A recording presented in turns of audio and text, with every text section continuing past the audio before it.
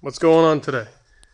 Well, I'll tell you. So last night I got a little carried away, and I ended up cutting some of the factory motor uh, shrouds apart. So I got an electric fan to help move air through the WheelHorse.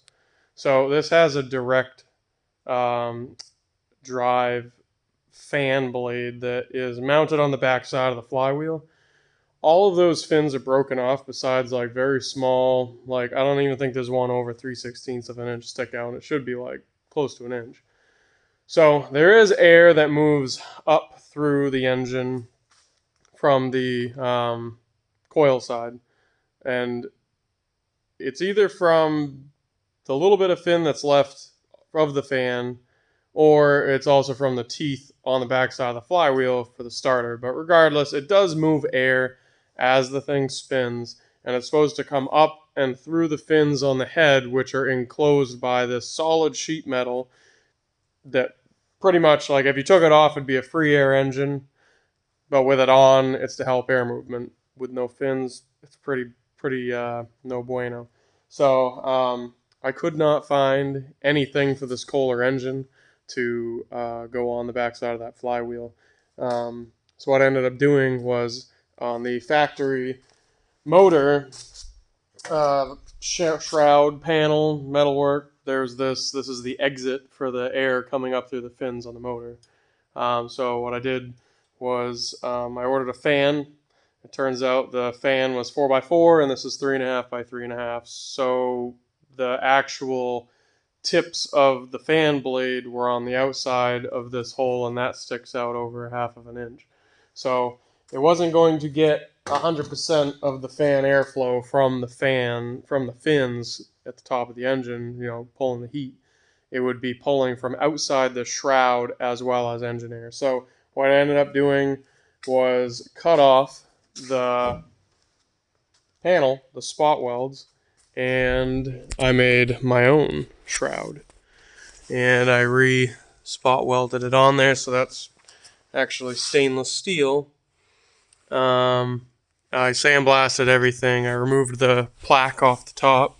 I re-riveted it back on after I finished the paint. I gotta buff some of my smudge marks. So, an electric fan. This has obviously power. I haven't figured out if this can push enough power to run that fan. So what I ended up doing was I bought just a converter. So when I have bigger DeWalt batteries, but ideally you're not on this thing that long, maybe like an hour or so at a time. And like I said, it's moving more air than it was, and the original design is somewhat terrible because your update is, like I said, it's like an axial fan, so it would be a pulley off from your crank on the coil side, and then up in here you would have an actual fan and with a belt, so it would be a belt driven fan. This is a direct drive down inside there. Doesn't work that well, so this is what we got. So I just simply go like this, and I push the power button.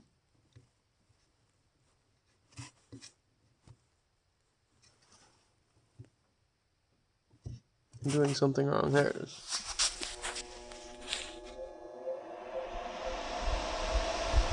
It's supposed to be a 3,000 RPM fan. It certainly does move quite a bit of air. I'll grab a piece of plastic to show you. Plus, what the fan is already moving, what's left of it, that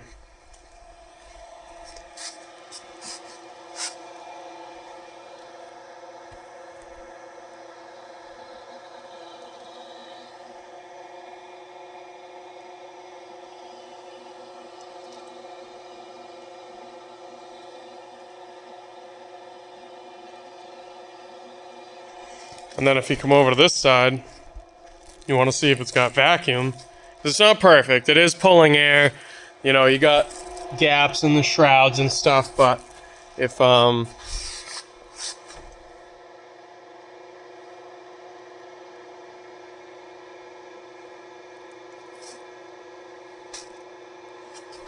Like I said, it's a much bigger area. You almost never see the vacuum side, even on like a fan.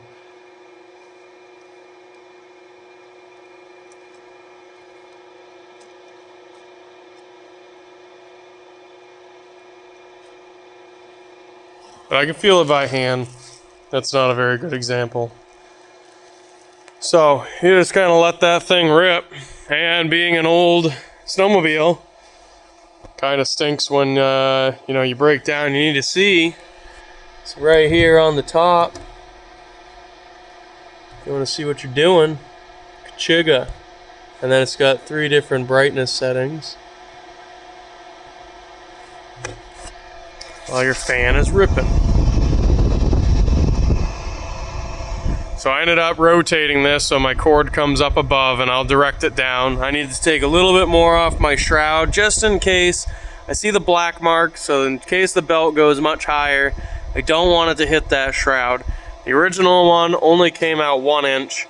I wanted to leave room for this, so I lost my train of thought, but oh, I know why. So this here, this face was right up against the fins. I didn't want to get into all these bends, so I just bumped it out to this edge and I gave a little bit more room. Actually, you know what? That's pretty darn close. I think I made it just about match. I added an extra 1/2 inch. So it rips, but I need to cope it so that if the belt gets too high in the primary clutch, I can guarantee it's not going to hit it.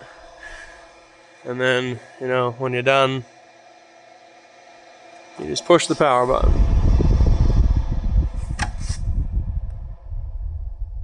It's pretty good. And then obviously that paint looks awesome.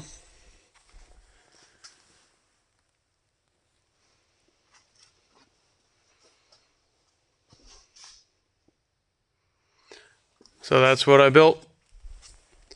I folded it up on the brake, TIG welded the seams, and I'm pretty excited about it. I think it's kind of cool. Alright, well that's all I got for now. I'm gonna go do something different. I'll catch you later.